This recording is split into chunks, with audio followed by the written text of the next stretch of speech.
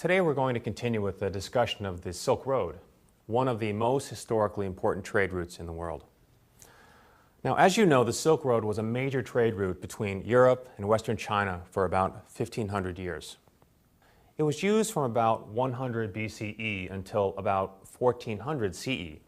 There had been some trade across Central Asia before that, but it wasn't until about 100 BCE that trade between Europe and China increased significantly.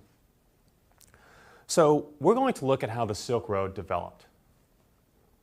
First, I want to mention three dynasties in China that were in power at significant points in the Silk Road's history. Dynasty here means a group of rulers or a family with political control. First, the Han Dynasty. They ruled from 206 BCE to 220 CE, approximately when the Silk Road started. Second is the Tang Dynasty, in power from 618 to 907, the peak period of the Silk Road. And third, the Ming Dynasty. In 1368, they took control, and soon thereafter, the use of the Silk Road basically ended. Now, this is just a quick overview, so I'll go into more detail about these three groups later. Now, most people say the Silk Road, but it wasn't only one route. It was a network of routes between China and the Mediterranean Sea. The routes from China all started in Xi'an. That's spelled X-I''An. I actually lived in Xi'an a few years back when I was working in China. And from Xi'an, I traveled way out into Western China just to get a sense of what the Silk Road was really like.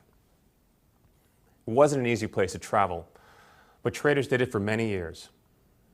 Now, going forward, you should know that Xi'an was actually called Zhang'an during the time of the Silk Road.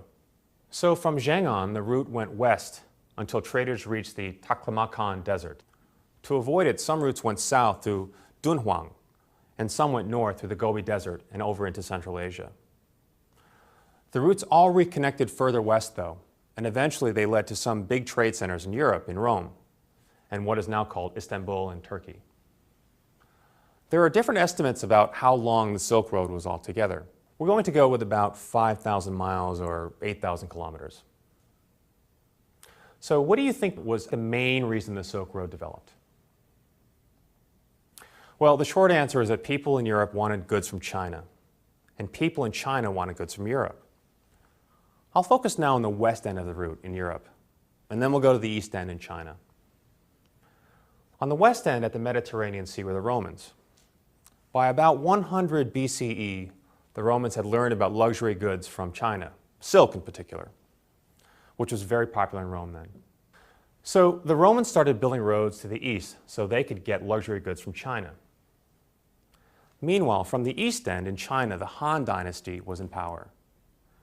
We have to review a little history at this point. The Han Dynasty ruled China from 206 BCE to 220 CE, as I mentioned, and Zhang'an was the capital. But because China was so big, it was very difficult to defend, especially against the Mongol invaders from the north.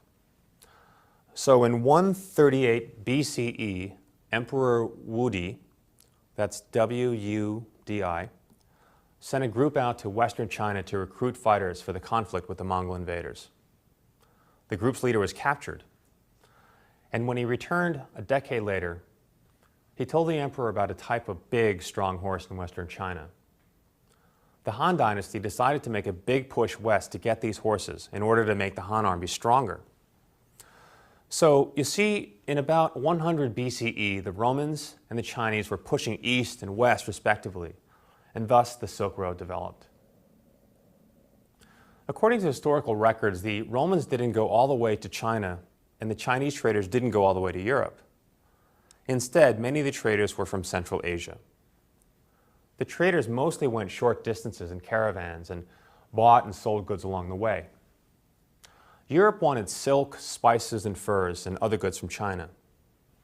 China wanted horses initially, but later it wanted goods from Europe like gold and glass. And traders exchanged both goods and information. For example, there were trade secrets like where to get the best silk and where the best routes were. The Silk Road was very difficult to travel, and traders tried alternate routes mainly to avoid two things. bad weather, and bad people. There were many robbers who tried to steal the traders' silk and other goods. Traders also wanted to avoid towns that forced them to pay a fee when passing through. The peak period for the Silk Road was in the 600s during the Tang Dynasty. Zhang'an was very big and very prosperous then. About 2 million people lived there, including 8,000 foreigners from many places, including what is today Iran, Turkey, Japan, and Korea. By the early 900s, the Tang Dynasty lost power, and trade on the Silk Road declined sharply because there was fighting and it became much too dangerous for the traders. By about 1400, trade on the Silk Road basically stopped. There were two main reasons.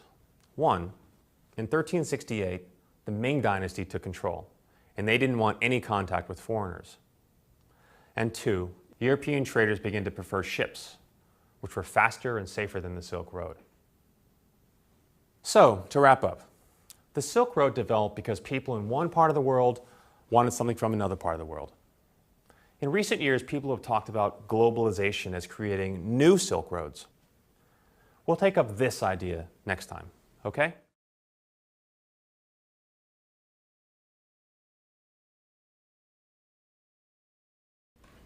I'd heard of the Silk Road before, but I had no idea it was so complicated. I mean, my notes look like a page from a math book. Right. Oh, mine too. So, can we go over some of these dates? I mean, I think I got the general idea that China wanted goods from Europe and Europe wanted goods from China, and therefore the Silk Road was developed, right? Right. I have that the route was used from about 100 BC to 1400 CE. So it was in use for about 1,500 years, and it was about 5,000 miles long altogether, right? Oh, yeah. So, do you guys think the Silk Road is famous because of the goods traded? Or is it historic because of the cultural exchange that happened? The Romans wanted luxury items from China, right? Especially the silk. So essentially, it was about trade, right? Well, yeah, I mean, that's factually correct, but I think something deeper was going on. You know, I mean, cultures were mixing. Oh yeah, like Central Asian traders. They had a very important job, like being a middleman. Yeah, exactly. Without them, the whole exchange of goods wouldn't have happened. And it was probably a pretty dangerous job, too. I mean, if you think about it, they had to go out and communicate with people from different cultures, with different languages, and had to exchange goods with them. I mean, that must have been pretty risky. Kind of like business people today, trying to make money and survive. Yeah, I guess not that much has changed in the past 2,000 years.